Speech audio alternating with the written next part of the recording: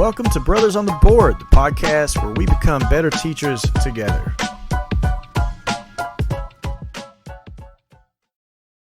Hello, everyone, and welcome back to Brothers on the Board. This is episode 8, and today we are talking all about parent-teacher interaction.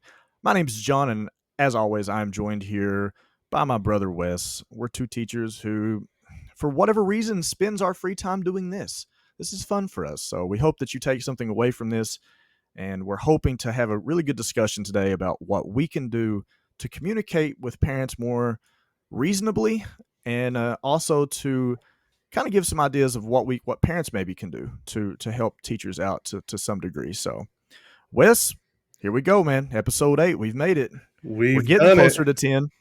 We're getting there. 10. Getting there, for sure. So, how many phone calls did you make this week, Wes? I made 4 phone calls home this week. 4 phone calls home? That's...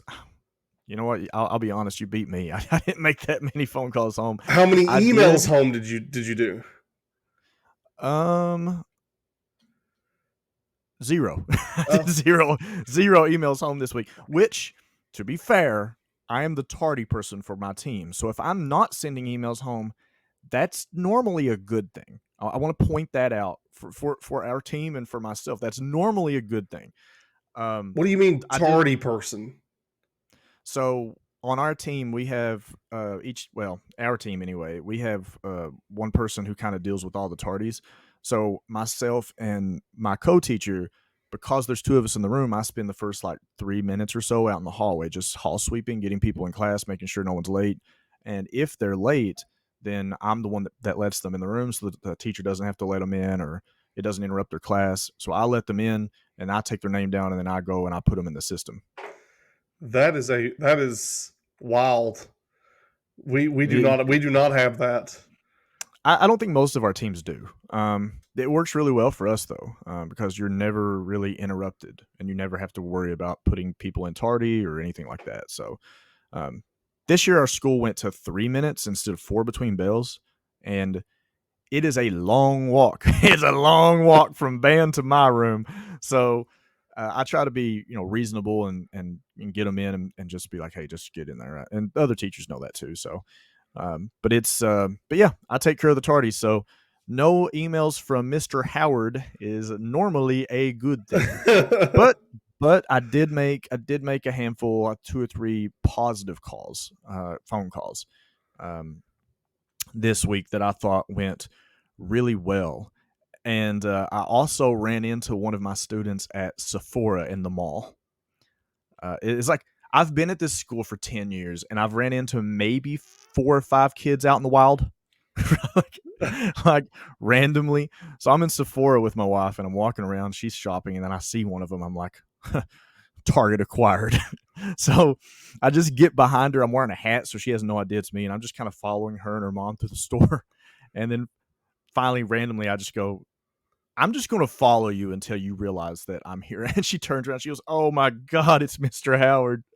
And her mom was standing there. And I spoke to her mom for a few minutes, but I kept it, super positive. I was like, man, I want to make sure I don't share anything negative that she's done over the last few days. Because how bad would that suck that you get ruin your trip to the mall because you happen to randomly run into me, ruin your weekend. I'm taking your phone or just something crazy. So I did run into a kid at the mall. We're counting that, right? We're counting that as a parent interaction. Yes, 100%. 100%. Yeah, that's. You know what? I was like, you were scheduled for parent-teacher conferences, and I crossed you off already. I ran into a former student I had probably 5 years ago. I was holding the door for her and her mom when they came out of Chili's the other day, and she didn't even recognize me at first. And I just said, how's it going? And she looked at me and she goes, oh my God, it's Mr. Howard. And I was like, yeah, it's been a while since 6th grade, hasn't it? It happens, man. I have kids all the time that are like, you remember me? I'm like, I remember your face. I have a hard time with the name, but I remember the face. Oh yeah. So it happens. But yeah, I made a couple of phone calls this week. I thought it went pretty good. But today we're going to be talking about parent-teacher interaction. How can we as teachers sort of have more positive conversations with parents? What can we do that's efficient with our time to communicate with parents? And we're going to go over a survey. So I want to say a huge, huge thank you to everyone who's listening that filled out our little survey on Facebook. We were asking parents or teachers that are parents, just parents in general, a handful of questions. I tried to keep it really short and really sweet. I didn't want it to be something that would take 10, 15 minutes of your time. I wanted it to be something quick, just to get a really fast snapshot of parents' interactions with teachers over the course of their child's educational career. And I found first off, I got more results than I thought I would. We got a decent amount of results. Now, I want to point out it's nothing statistically significant, but I think it does offer some insight for just discussion. So before we start looking at that, I do want to say just a quick disclaimer. This in no way is reflective of any one school district. So if you know me or places I've worked or anything like that, just please understand that this is not reflective of any one of those school districts. This is a snapshot across just our social media channels, could be from a number of school districts. So just want to make sure that that is understood. So let's get into it. The survey had 3 questions. The first question said, in general, during your child or children's school career, how often have their teachers communicated their progress with you? So I was interested to see whether or not they considered their communication satisfactory. Was it not so good? So the options were very well, satisfactory, rarely, or I never hear anything. So the biggest portion of it, 44%, was satisfactory. Wes, what do you think? Does that surprise you that it's 44% satisfactory, or would you expect it to be higher or lower? Where are you at with that? No, I feel like that's a pretty good. I mean, I would expect it to be a little higher, probably. I was thinking more like 60%, 70% satisfactory, but so I guess it's a little bit lower, a little bit shocking to me. Okay. Well, 29% said rarely, and 14% says I never hear anything, which we're going to hear in just a little while. Maybe no news is good news. I mean, in some cases, I think some parents would agree with that. I know that myself, who has a 4-year-old, I know that if I don't hear anything from his daycare when I go to pick him up, because I mean, basically his preschool, if I don't hear anything, it's like, okay, he must have been tolerable at nap time today. Must not have been that bad, because when I go in and they're already motioning for me to come over and talk to them, I'm like, well, nap time didn't go good today. so I think in some cases, no news is good news. And so I think we have to look at this and say, well, 14.8% of people saying I never hear anything, that doesn't necessarily mean that it's a bad thing. Does that make sense? Yeah, I mean, I guess, and also, I'm coming at it from a different perspective. So I'm guessing it's the perspective you're coming at it from, because in general, during your child/children's school career, how often have their teachers communicated their progress with you? I consider term grades a communication of progress. So to have never heard anything, that's strange, but maybe they are thinking more of specific emails directly about your specific, other than those term grades. So yeah, I don't think this is report cards, right? Yeah. I think this is in the middle of the quarter, not just grades, but social, emotional, hey, they're struggling to make friends, or they so and so said something really nice about so and so today. I think there's a lot of things there is a lot of ways you can take that. Yeah. Right. So, and also the question isn't necessarily worded to where it's do you wish that your parents or your teachers would have communicated better with you? Right. It doesn't say that. It just says how often have they. So, yeah, I think that's it's okay. 44% satisfactory. Again, there's so many different angles that you can come at this with. And also you have to imagine that some parents are like, hey, you know what? As long as my kid's grades seem good on report cards and no news is good news. I'm fine, right? I think that that's probably the case. All right, and we'll get into this in just a minute in terms of what we can do to try to communicate, um, and communicate better with parents. And actually, that's something we could get into right now. So, what are some ways that are efficient for teachers?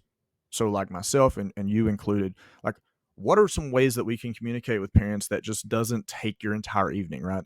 So, like, you can't make phone calls to every kid every day or even every week or even every month. I mean, I have like 100 kids, right? So, it's really difficult to get through everyone.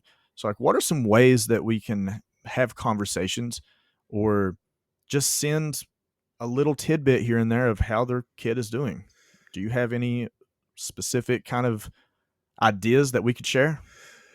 So yeah, I think the idea of mastery learning uh, really comes into play here, where you could you know put the student at like a 1, 2, 3, like mastery, developing, um, close to mastery or mastery.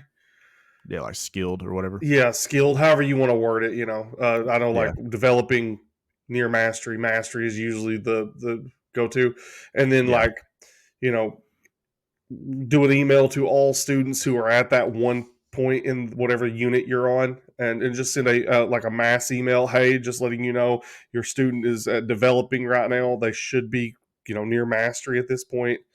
Um, so grouping them into like an email maybe would be one way that I could see doing that. And I've toyed with that in my head. I'm a pretty big proponent. Now my school is not doing mastery right now, but that's something we have considered. So Okay. So not necessarily on behavior or anything like that. We're talking like how well they're doing on any specific learning target or standard or something like yeah, that. because the way the question is worded again for me is communicated their progress with you. We're talking about progress. Sure. Are we talking about behavior progress? We're talking about practice. Oh, I'm sorry. That was a Allen Iverson reference. I don't know if you would know that, but anyways, Nope. go, yeah, you We're would know right that. over Go. the head on that one. Yeah, I figured it would. Um, so, anyways, I when I made the question, I don't think I had any specific thing in mind in terms of whether it was behavior or whether it was academic. I think it was just kind of a mixture of both, just in terms of how often a parent has reached out to you just to talk about your kid individually, right? Um, and it could have been a bit of both, right? Like when I call a parent, I don't just say, "Well, I'm just calling to talk about behavior," right? While I'm on the phone with you, we're having a chat about if they have all A's, but they're being a little bit of a jerk in class, right? I don't just call and say, "Hey, they're being a jerk. Tell them to get it together." Right? I'm going to bring up the fact that, I mean, academically they're doing really well. Like their work is really good, right? I'm talking about them as a whole. I'm not trying to like put a spotlight on any one thing. Mhm. Typically, does that make sense? Yeah, which we have also discussed. This is something that we thought about doing, and I think I really want to look in more into it. Is giving them like a behavior, not a grade necessarily, but something tied to behavior. So you would also, you could send, they're developing in academics. They're also developing in being safe, which is one of our like core things. STAR stands for safe, tolerant, accountable, respectful is what we go off of. And so, giving them a grade tied to that as well. Okay. Yeah. I mean, in So, terms of we used to have the slogan like "Be safe, be kind, be responsible." Right? It's kind of that idea. mhm. So it's not really a grade. It's kind of just a progress in terms of your social, emotional, behavior, kind of well being. Yeah, Right? yeah. So like Yeah. just a Right. numerical way of tracking it. Sure. So some other ways that I would recommend for people. I am a huge Class Dojo person. I'm going to go ahead and throw that out there. It's yes, this is seventh grade, and I know that Class Dojo is typically found more at the grade school level. And for my high school people that's listening, yeah, I don't know if it's not necessarily your kid's cup of tea because it is a little elementary, but having the ability to kind of post status updates, kind of like a classroom Facebook page sort of is really nice. Also being able to reach out to parents individually. Parents can also see if you have them connected, they can see the percentage of like how many positive and negative points students have earned. They can see what they lost points for or what they gained points for. I think it's, and when I reach out to parents, like if I'm not doing Dojo, which right now this year we've not been doing Dojo a ton just because we have a different program we're using. But when I reach out to parents, I have them all the time like, now are you on Dojo? Because their kids are coming from 6th grade and they're used to that. But I have them all the time asking about it because they love it. So I think that is something. Now there is other apps. I know one's called Remind that a lot of teachers use. Mm-hmm. Do you know people that use that? Oh yeah. I've used a class Remind before. Yeah.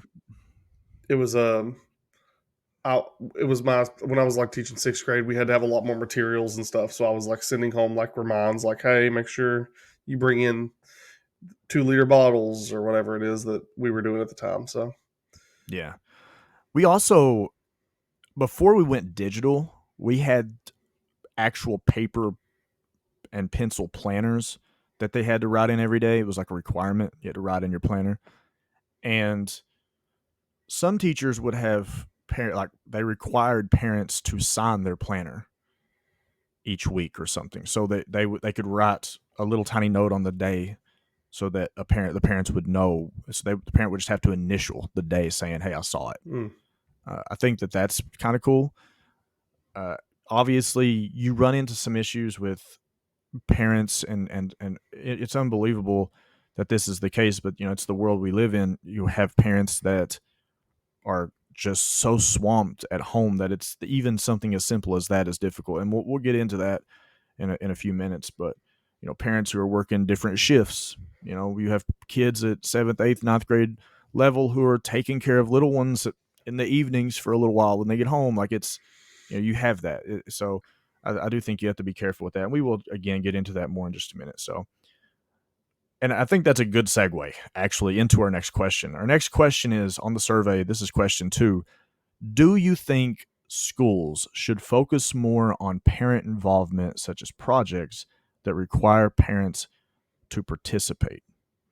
So we had a conversation a couple weeks ago, and I don't think it was necessarily on the podcast, but you and I were talking about ways that you can get parents more involved with their kids' education, right?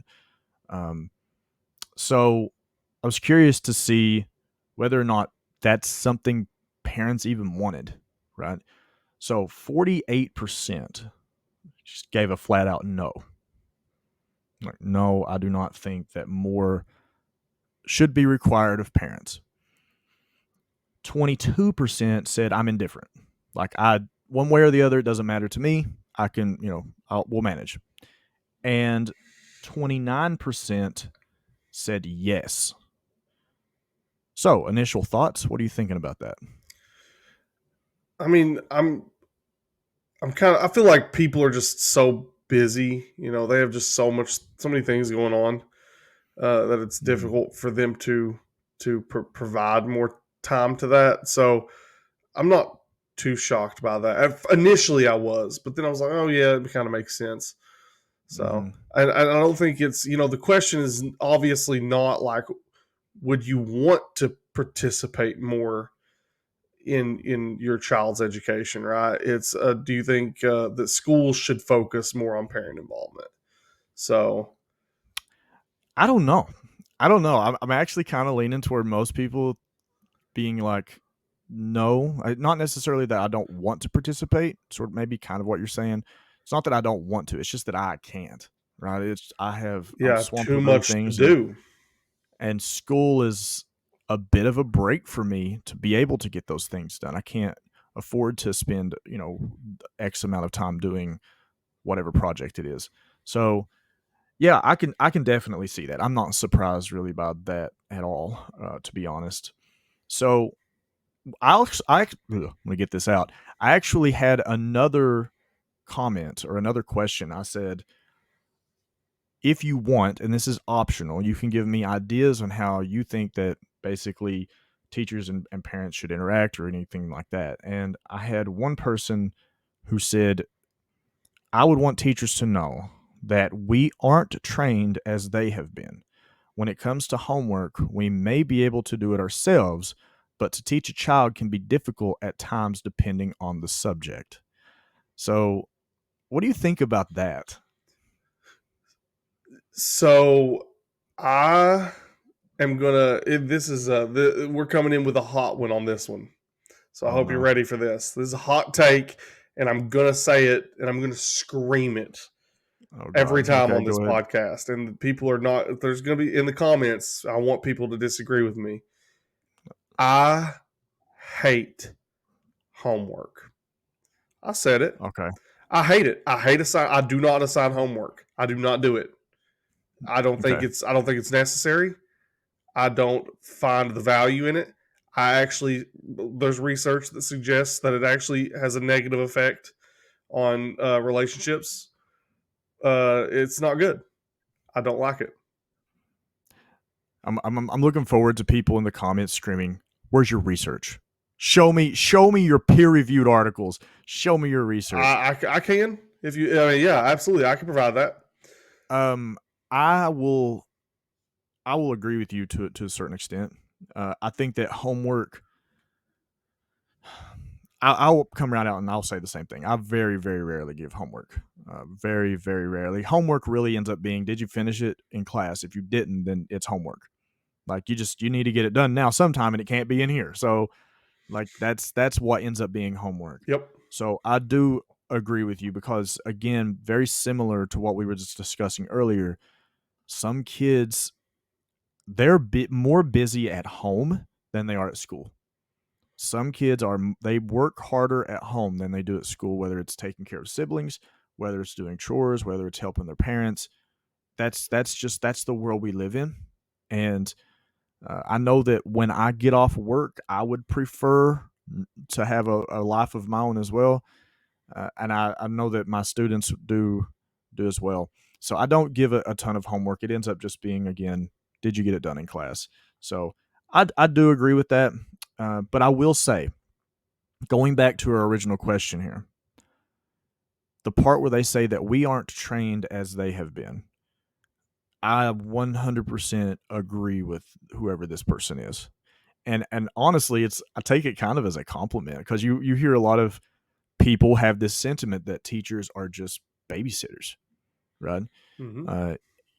As a teacher, I can say that you don't realize how much training you've had and how much you've learned until you watch someone who has never done it before.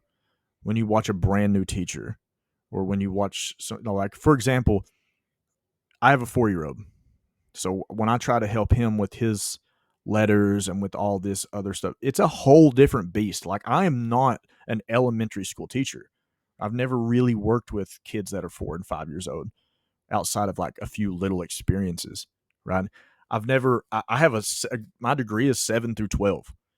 So I'm not qualified to do that. So it's hard for me. It's So, hard for me to deal with that. but in like 9 years, oh, he doesn't even know what's Oh, coming. You're going to be I'm gonna, implementing all the strategies. I'm gonna be golden then. Like we're gonna have learning targets and everything. Like, yeah, it's gonna be great.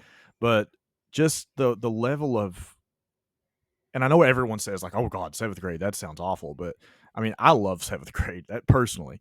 But I know that watching him trying to keep his attention for more than 5 seconds is like, it's like pulling teeth. It's like, how in the world, while I'm working with him, I'm like, how do people work with 20 of these kids? Like, how is this possible? I go in to pick him up from daycare. They've got them all like sitting on the rug. They're all working on their writing. I'm like, this is amazing. Like, this is incredible. So I do agree with this person's sentiment. It's really hard. Now I know that there are people though. There are people and who want to be more involved. So, like we just said, 29% of people said yes. So here's the question: how can we accommodate those people who want to be involved, yet maybe not make it mandatory? Any particular ideas on what we can do there? Um, I mean, obviously, like non-mandatory parent-teacher conferences, right? Like if they want to sign up and come in and see what's going on, It's kind participate. of how ours are. Yeah, or we have some that we'll send an email and be like, hey, we would recommend you sign up for this, but Yeah, we do the same thing. Yeah, yeah. So, but like, I feel like that's something just like volunteering things. Like right now, I'm preparing for a science fair. We have our school as a whole does a thing called Showcase of Learning, hmm where parents can come in. Like we open up the school to the parents to come in, and the students are supposed to showcase things that they have done in class, like in all their classes. So they like come around and get to see everything. And I have students who are doing a science fair, not mandatory, right? It doesn't affect their grade at all, but they're picking anything they want to do in science, like science related, and then they're doing an experiment about it. So I think things like that, where we are offering voluntary participation, obviously, sure. that doesn't impact grades. So not Okay. sending home like projects that parents and students have to do necessarily together, but Yeah, or like a parent has to be at a function at school, right? Like that's difficult for a lot of parents who may have. You have parents who is like, okay, well, me and my husband have one car, and he works evening shifts. I can't get there, right? mm-hmm. Like that's a reality. So one of the things that we did fairly recently, we've done it a few times over the years, is we wanted to try to increase parent engagement, and we came up with this idea that we wanted students to read out loud. We wanted them to do more reading. So we wanted them to read to their parents, right? Show their parents like how well they're doing or whatever. So we sent them, and this would help with like comprehension and fluency and those kinds of things. So we sent kids home with an article. I think we would like alternate. One week we would do like fiction, one week we would do nonfiction. So we sent them home with an article, and they were supposed to read it for so long. It didn't necessarily have to be the entire article, but they had to read for so long to an adult.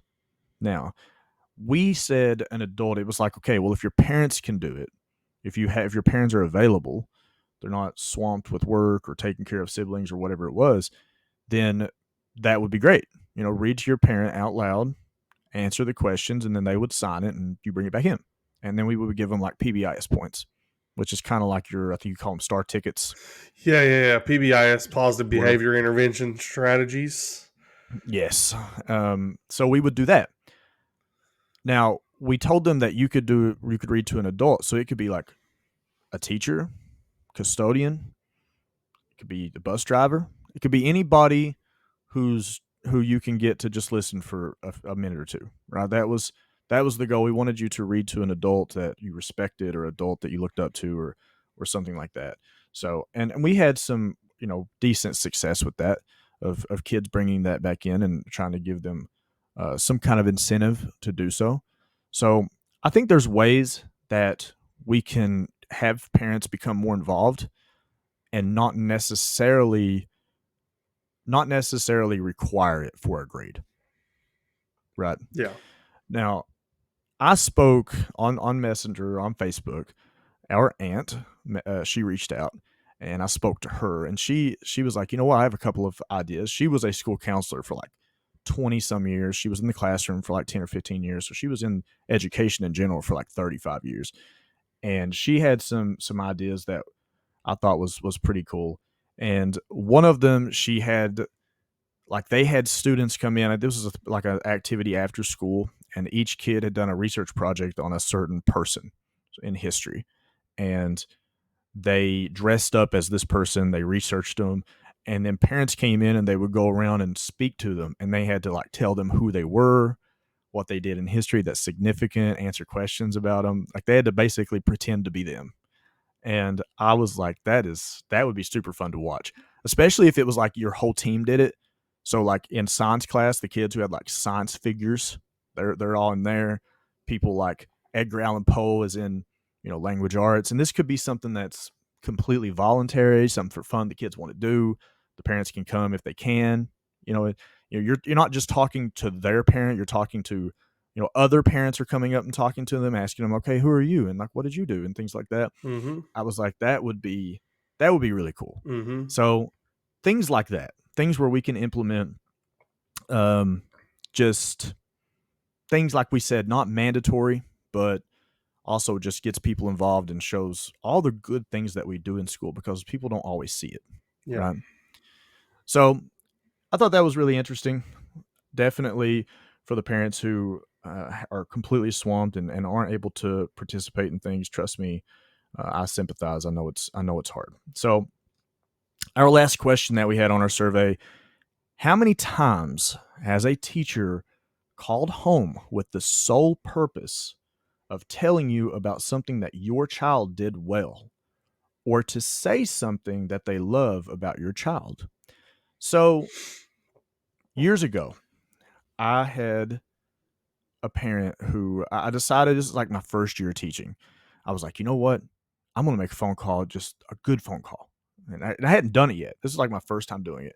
So I pick a kid who's just, I mean, she's just a rock star. She's in class early. She does all of her work. She's the type of kid where you could just not even be there. You could just leave the assignment on the desk and just write it on the board, and she would just do it. Right? Just fantastic. And I make this phone call home. A parent picks up and she's like, hello. And I introduce myself, and I'm from Mount Healthy Junior Senior High School. I'm calling about so-and-so. And there's just this pause. She doesn't know what to do. Like, and she's like, okay. And she, like, you can tell, like, she's freaking out. Like, you could tell that she has never had anyone call before. And I'm like, oh no, it's a good thing. Like, it's a good thing. I'm just calling to tell you that your kid is just awesome. Literally, just that's the only reason I'm calling, is to tell you that whatever you're doing, you're killing it, because your kid is just awesome. So, you have those parents who just never hear it, right? They just never hear it. So our results: 63% of people who took this survey said that they have had 0 phone calls in their child's career telling them only that their kid has done something good. 63%. 14% said one time. 14% said 3 or more. So there's a little gap there. I know that 2 times, for whatever reason, the percentage isn't showing, but a very small percent said 2. So what's your thoughts on this? 63% said they'd never had this. What do you think? That's crazy. Now remember, this is for the sole purpose, though, of only saying something good. Yeah. It's difficult, to find the time as a teacher, to find the time to do this, because you are also, trying to juggle. We talk about all the different things you're trying to juggle, and unfortunately, those negative behaviors sometimes take precedent, right? You're trying to stop those from happening, and you don't end up giving praise where praise is needed, giving the kids credit for what they have done or achieved. So it's difficult for sure. Something I did not do it this year actually, but every other year since I've been teaching, my first week of school, I call every single parent on my team, just to say, like, hey, I'm so and so science teacher, and name one cool thing that they did this week, or one thing like that I got to know about them. Like, oh, it was really nice to get to know that they like this or whatever. Okay, I like that. Just to start off the year, on the right foot. So, man, I'm still trying to learn names at that point. I'm struggling. Yeah. So I do that every year. So, but I understand that it's, the time it takes to do that. It takes several hours, to get through all those phone calls.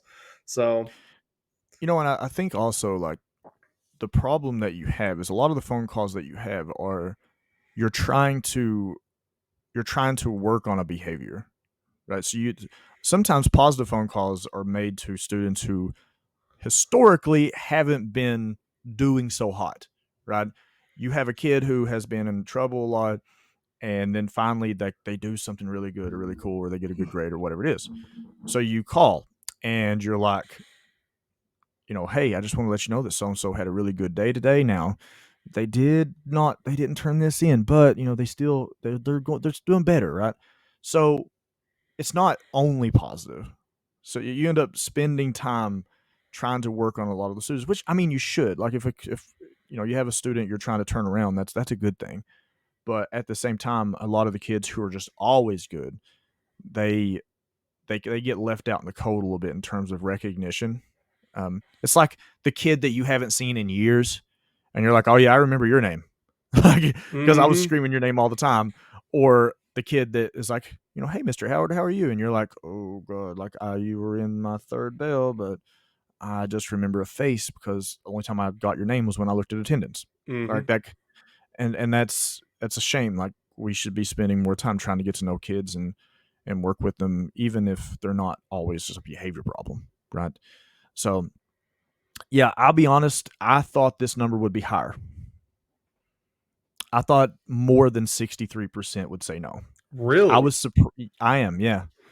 I am. I think that from what I've seen, at least, and I'm included in this, at the end of the day, teachers are just it's the problem with it's like the problem with having seventh bell plan.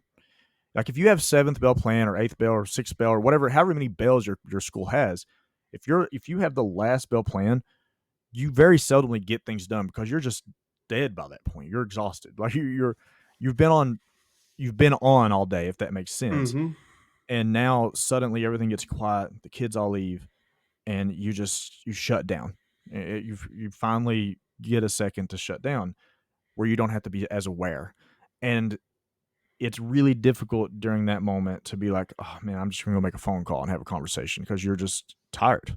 So I'm surprised that only 63% said zero, because I feel like a lot of teachers, I would say that I don't want to call it rare, but I don't think it happens as often as it probably should, just calling and saying good things. I think more often than not, when 3 o'clock hits, if they have nothing to say, they have nothing to say. It was what happens a lot, right? Because it's like, if you're going to make only a positive phone call, like, you're going out of your way in a way. Does that make sense? You have to really that's putting in the extra. As my kids say, you're doing too much, right? Like, you try harding. Like, that's the kind of the thing. Like, it is, but it's. And I'm not saying you shouldn't. You should do these things, but it's hard. It's very difficult. I agree. I agree with that. Like, it takes time. It takes energy, and we have a limited amount of those resources.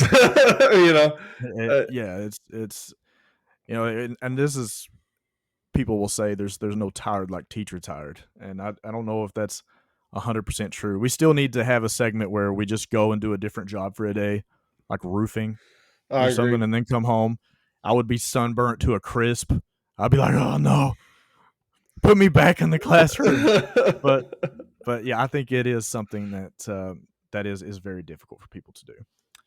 So we had a extra question. I've already read one of the responses from this, but we had an extra question where we asked, from a parent's perspective, what would you want teachers to know when it comes to working with parents?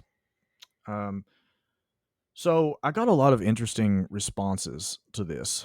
So the first one that I want to shout out, this person says, "Since I know how hard teachers work and the incredible amount of time they put into their jobs, in general, I work on the premise that no news is good news. However, if my child is performing below proficiency or misbehaving, I want to know. I'm here to help, and I'm on your side." So, very positive. Yeah. I thought that was really cool. And I think that this is a sentiment that a lot of parents share, right? If my child's not doing well, let me know. Otherwise, I trust you and I trust my kid to both just do their job, right? I think that that's a fairly commonly shared sentiment. What do you Agreed. think? Agreed. I agree with that. I think, for the most part, parents do trust that their teacher and the student are doing what they need to do, and that they, no news sometimes, like you said, is good news. Mm-hmm. So. And now on the flip side, I had a comment where somebody said, "We want to know good things as well as not good things. Also, we're interested in the social emotional goods and bads teachers see. Doesn't have to be a long report or a half-hour phone call. Could be a couple of emails throughout a whole school year with some observations. I'm sure it's dependent on parents whether that would be appreciated or not. For us, with our early elementary student, we crave those observations so we can incorporate them into our instruction to our kids about the world." I think that that's pretty cool. And I agree, especially with early elementary. Right? Like I said, my son's 4, and yes, I want to know, like, is he learning his ABCs? Is he doing those things? Is he learning to write his name? Is he learning to do those things? But right now, I think more often than not, my big worry is he making friends? Mm-hmm. Does he get along? Is he nice to people? How does he interact with the other kids? Those are the things that I'm usually more interested in. Is he getting picked on? That's a big one, That's a big concern. right? Yeah, absolutely. Yeah, yeah. So I 100% understand this, and I agree that, especially with young kids and middle school, because middle school is brutal. We need to be having those conversations, not just about academics, but also like whoever this was, social emotional behavior. We have to make sure that we're being as transparent about that as we can. Mm-hmm. I think that that's a good one. And then the next one, that we like to know what's going on. We don't want to just hear from them if something's wrong.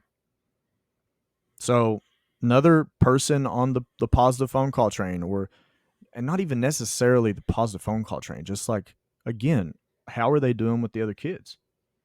Right? How are these things going?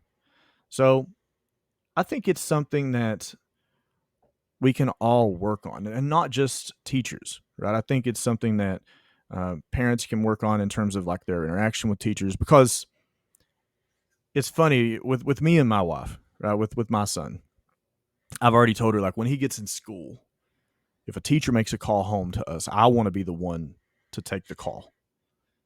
Now, I don't know if that's a good thing or a bad thing, honestly, because I'm coming at it with a very specific perspective, right? If a teacher calls me and is like, "Hey, your son is doing this," I know from personal experience that teacher does not want to make that call.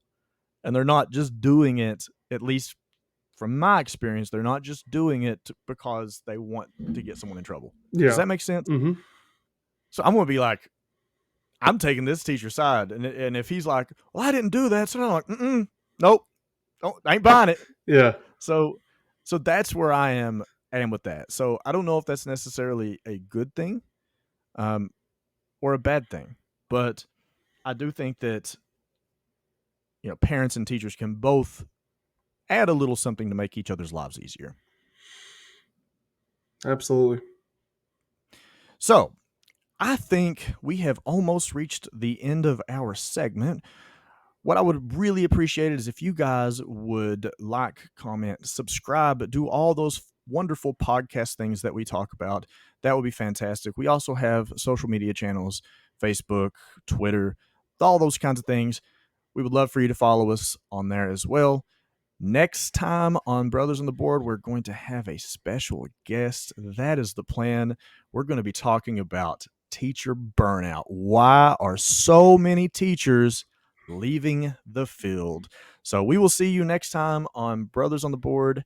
Have a fantastic evening.